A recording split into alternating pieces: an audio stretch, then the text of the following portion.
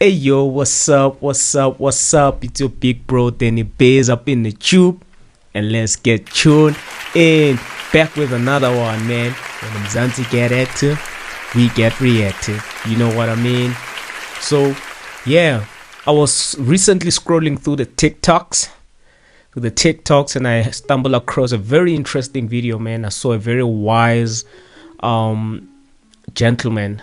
He goes by the handle Honest Appraisal on TikTok, and then he gave a very interesting take about how apartheid used to the apartheid government back then used to do their things, you know, when they were aware that we sort of had some tribal rivalries within South Africa, and how the government of the day at the time, the military, the apartheid military, was able to take advantage of that and use it to further instill division and make all our leaders fight within our different tribal groups in South Africa.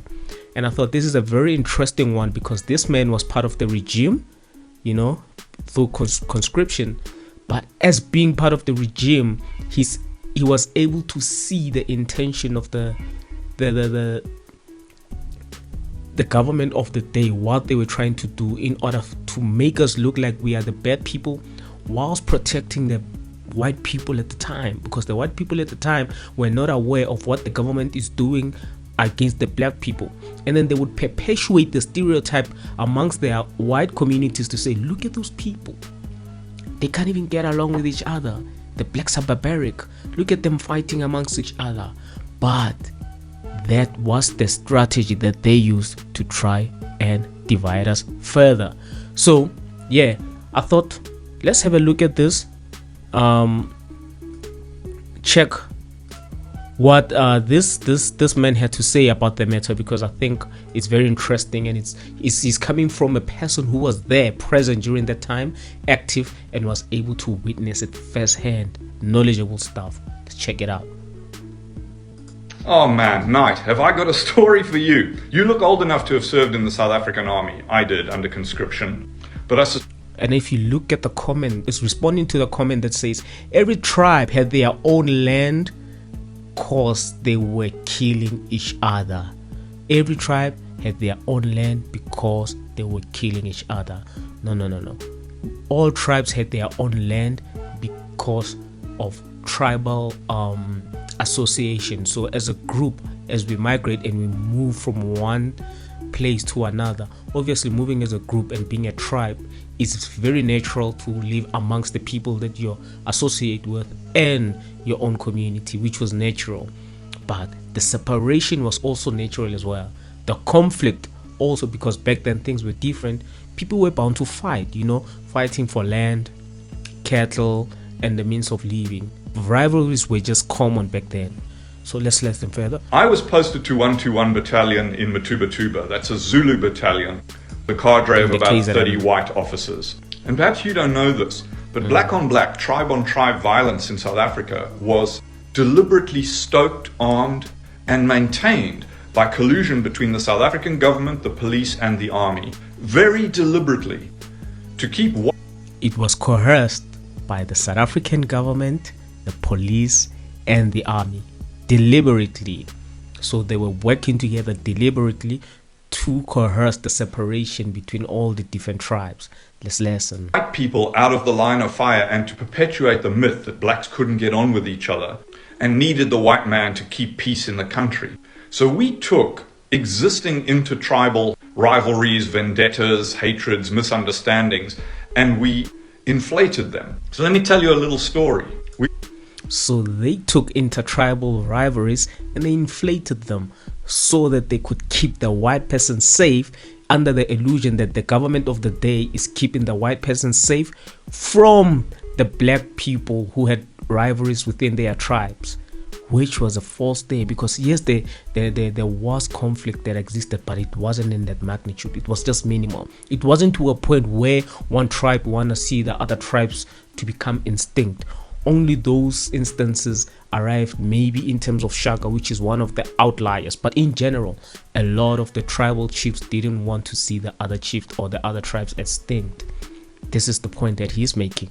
Let's listen. We had a forward base at Ndumu at the top of the Makatini Flats on the Mozambique border. You had to pass through Jacini to get there. And one of our frequent visitors at Ndumu, not welcome at all, were a couple of recce's who spent most of their time out in the flats training local Inkatha PF Zulus to go up to the mining townships around Johannesburg and in the Free State and Transvaal and deliberately stoke trouble with the other tribes and workers there, because those hostels were a hotbed of ANC activity.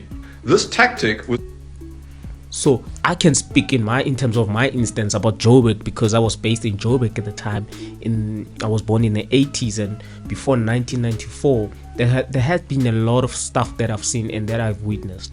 Living in the township, now you know that, okay, I'm in the township, and in the township we would have a town right outside of the township. The towns is where now we would be able to go and do our work, go for shopping, and that's where all the best shops were, whilst we were concentrated in the concentration camp called the township, because it is definitely a concentration camp.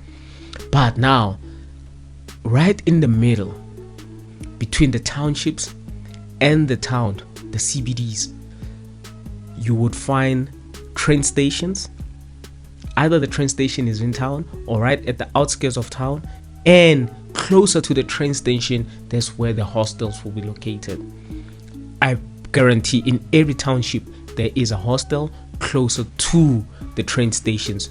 That's where now all the Inkatha Freedom parties from KZN, all the members of the party would be able to travel through train and then have their location or their accommodation thereby, ready for them, so that they can easily travel from there outside of town into Johannesburg. Very strategic what the apartheid government did with that. Now, in so doing, now it means you find that there's a Zulu people coming from KZN, and we are the Zona people, or the Sotho people in terms of the Free State, located inside the township. What would happen? I remember one incident when I was traveling from home and we had to go to town. I remember an incident when I was very young, and I remember that incident vividly. I was with my parents in the car. I think I was only with my mother at the time. I don't know if she would remember this. So what happened was, the taxi in front of us, we're traveling in taxi, the minibus taxis back then, the Zola bus we used to call them. So the taxi in front of us, as we were traveling, was stopped, meaning there was a roadblock. But now the road that was blocked, it was a road that was leading to the town, to the CBD, the central business district. During that roadblock, what the Inkatha members did is they went on the taxi that was in front of us, protesting. We don't know what they were protesting, but at the end of the day, we knew there was a rivalry. It had always been there, perpetuated by the same apartheid government. They had guns, pangas, machetes. All of them wrapped their heads with red berets. Those motherfuckers literally went to the taxi and they overturned that taxi. As a young boy, I had to witness the Zulu Inkatha Freedom Party members overturning that taxi, and then the taxi would flip. That's when our taxi, now I don't remember if we went through to town or we hit a U-turn, but as far as I can remember, I think we hit a U-turn, went back home, because now we couldn't go further to town. The road was closed. There was a there was a protest or a rivalry, meaning that those guys were literally killing people in the township. There's a memory of them that I have. But now, it was a normal occurrence. Those guys used to, when they feel like it, maybe once or twice in a month or weekly, I don't remember how often they would do it, but I would see them on a day when they would come as a group of people. Many of them, they would just storm the township, sent by the apartheid government to go and look for specific people and kill them. So those people would literally come into houses and look for specific people and would want to kill them. If they find people, they would kill, murder, shoot. All the other Tswana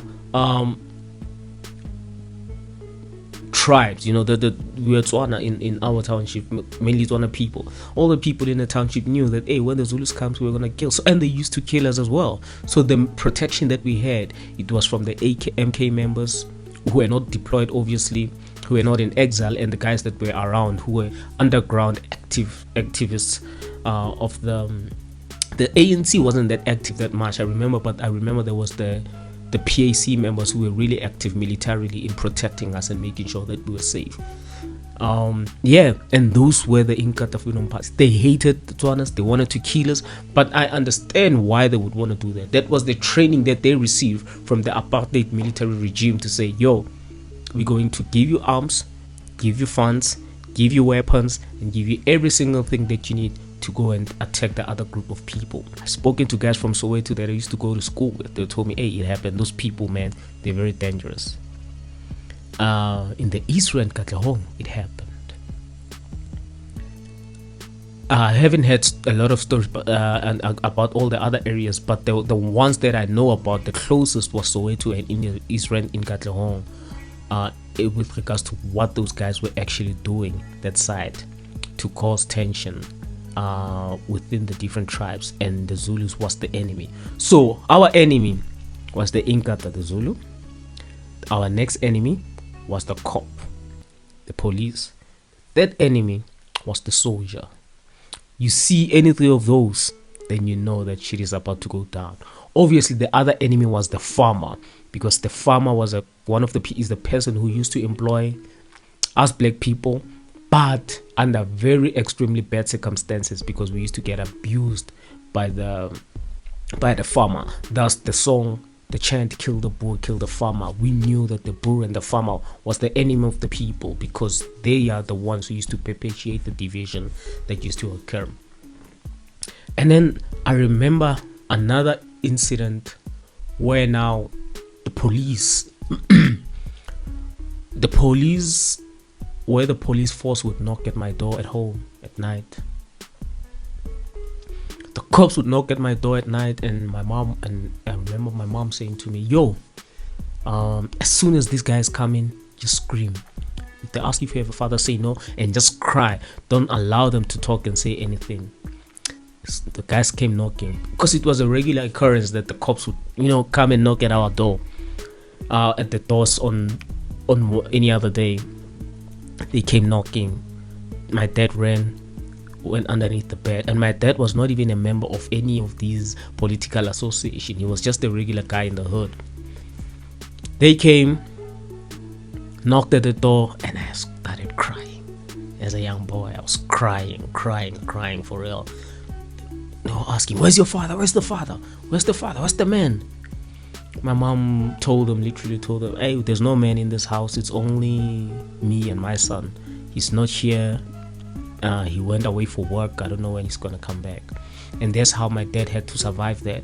But what they would normally do is routinely go from house to house, looking for any men that they could find, question them, torture them, beat them up. And if he's lucky, he can return home. But sometimes if you're unlucky, the man is not gonna return home. He would definitely be killed. The other thing that I remember vividly was that at night, after 9 p.m., everyone had to be inside the house. You were not allowed to be outside of the house after 9 p.m. at night, and that was the brutality of that government at the time. Couldn't be outside. Once the police force or the soldiers or the military soldiers pass through and they find you outside of the house, you would be in trouble. So what we would normally do, if the men are chilling outside, having their beers or doing their thing, when the police come, they would run. Some would run into the toilets, run back into their houses. But if let's say you were stuck in another person's house, you literally wouldn't go outside. You stuck there until maybe when they are gone, or maybe the next day, to stay safe. I remember that vividly. I think that's where the term after 9 comes from. The term after 9s, I think that's when the term started. I might be wrong, but as far as I remember, that's what the term used to mean back in the days. Yeah, man. So that was my experience with the apartheid regime. Honestly, it was very bad. A couple of enemies we had. And the other thing, we're not allowed to sit in a group of 3. when the police or the soldiers would come into the township, when they see people standing in a group of 3, it would be a problem. You're going to be trapped. You'll be abused and be beaten up and be tortured just because they saw you in a group of 3. I remember that vividly. The other thing that I remember vividly is that I was not supposed to say the word Nelson Mandela. If you say the word Nelson Mandela, it was illegal to utter the word Nelson Mandela back in the days. I remember those were the rules around the townships that were given to us. Never say the word Nelson Mandela. Should you say the word Nelson Mandela, you're going to get arrested, tortured, and beaten up. Or maybe killed, because a whole lot of people would be taken away and they would be murdered. And then, they wouldn't make it back home. That's how brutal the regime of the time was. So, never let any person tell you now apartheid was better. It was a very brutal regime. They did the best that they can to make sure that the black man suffers, and we had no rights. We had no place in this country. Like, we were brutalized. The sad thing is, I was very young. I wasn't even 10 years old at the time, but I could remember and I saw the brutality that is the apartheid government that they instilled in us. So I'm seeing a whole lot of people, especially white people, acting as if apartheid was the best thing. But I don't blame them that much, because I don't think they understood the magnitude by which the government of the day was abusing black people, because they were on the opposite side of things, receiving all the privileges, and all the abuse that was happening to us was definitely hidden from them. We're a hotbed of ANC activity. This tactic was taught to us by Israeli trainers who brought their genocidal experience from Palestine and dividing Palestine between various factions so that all the Palestinians never got together to resist the occupation of the Israeli occupation force. It was a deliberate, well thought out, well practiced practice. And we, under their tutelage, as the South African army with the collusion of the police, did exactly the same thing. And then we transported these mercenaries up to the mining hostels, and they caused shit and death and fights and riots. And the same thing happened throughout South Africa. And you may be under the illusion that the paternalistic white government was all love and light and Christian and care for our underprivileged black fellow countrymen who couldn't look after themselves, who were too stupid to run a country, too uneducated, too unskilled, too inexperienced. This is the bullshit we told each other. Oh, they're always killing each other, they hate each other. And this is how we patted ourselves on the back for looking after them. This paternalistic bullshit had a very, very dark, deep undercurrent. Yes, sis. He said a lot there. The paternalistic bullshit, where now the government of that time used to emphasize how much we are unruly, we used to fight, we're so barbaric, and then we could come after them because look at them, they're fighting amongst each other. When actually there was far more peace within the different tribal groups than there was divisions. But the division was instilled through the government of the day. They did us bad, man. They really did us bad. He mentioned something very interesting about the tactic that the apartheid government used at the time. We got it from where? They got it from Israel. Israel, again, there's a guy from Germany who said a very important quote. He said, there's a certain group of people where everywhere they go, they start wars. They instill wars. They start wars. They are the perpetrators of violence at the expense of other people. They come here, they teach the apartheid government of the day, this is what we're doing in Palestine in order to conquer and commit genocide. We divide, we conquer, separate them, cause the different factions and the different groups, fund the groups in Palestine so that they could fight amongst each other, and then after they do that, we eliminate each and every one of the groups strategically. That's what the Israeli administration did. And those people were so cruel. They've done a whole lot of things that I could think of, but I should also mention that, remember now, South Africa had nuclear facilities.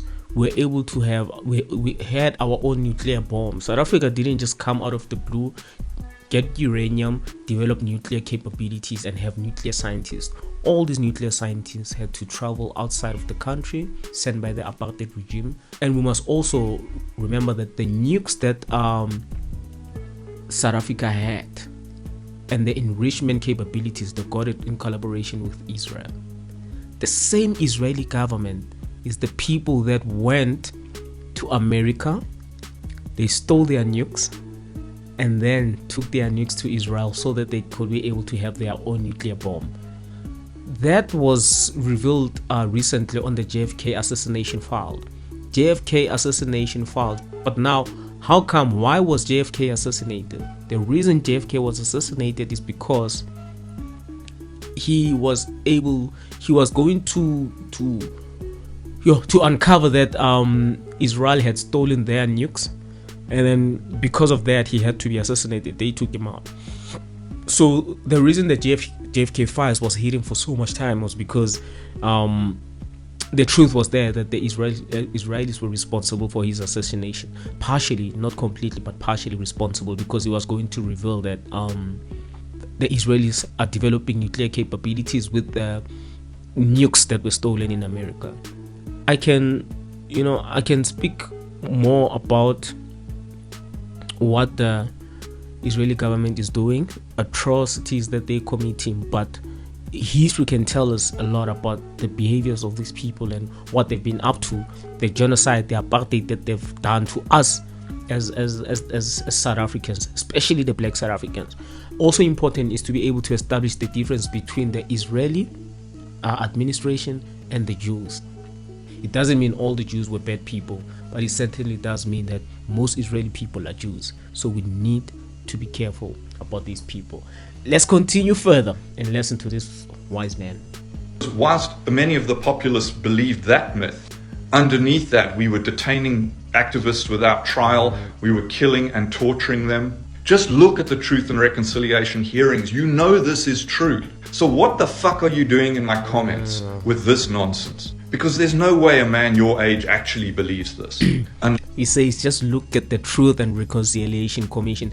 During the TRC, a lot of people did come out about the atrocities that they committed against South African. But the people who were held accountable there were people of within the military and the police, and only a few of them. But a large majority of the people who were racist and hated black people didn't want to seek for forgiveness. So once you listen to a white man come to us and say, yo, during the TRC, we forgave each other, everything was fine, we moved on, there was no forgiveness that was required. They didn't ask for forgiveness, they didn't say sorry. After the TRC, everything went on as it was. Mandela gave us hope, but there's a lot of people who were alive during apartheid that never changed. Some of them are still here today. We can see them on the timelines. We can see them on the comment sections. Besides the boards, you can see that these people truly believe the mess that they believe. They still are racist and they hate black people. But the younger people are cool. The younger people are vibing with us. We're living nicely. We're living together. Everything is going on nicely. The problem is the people who were taught, and I don't blame them that much because they didn't know the other side. They were taught to hate us. Their biggest injustice that we're doing to our people is the tendency to prove the racist right in the way that we treat our own people as a government of the day. But yeah, let's listen further. Unless you deliberately choose to believe it. So sure, there are intertribal animosities in South Africa, no doubt. There's a long history to intertribal conflict, but we used it to prop up apartheid. And we are responsible for the consequences of that in the new South Africa. There's no way we escape responsibility, Princess, for the state of South Africa. Yep. We can't hide behind 30 years of ANC government and pretend that the current state of South Africa is entirely their fault and not ours. And as I've said many times, I'm no fan of the ANC government. I think they've made a ton of mistakes. But we handed them a shit sandwich to eat. And we need to acknowledge that. And we need to get rid of these bullshit myths and start... They don't care. A whole lot of them, they don't care. They live through the apartheid times. they embrace it. And then when the time came for us to reconcile and live together, a lot of them they never cared for it. They were on this perception that we'll see how it goes, but it's like they always knew at the back of their mind that these people are unruly, ungovernable, they don't know how to rule, and they are very much inferior than us. That's why you have a lot of people who have the proof that the apartheid government did the worst to us, but they still choose to believe that we are the worst people compared to that government of that time. Anyway, when Mzansi get active, we get reactive. It's your big bro Danny Biz. Thank you.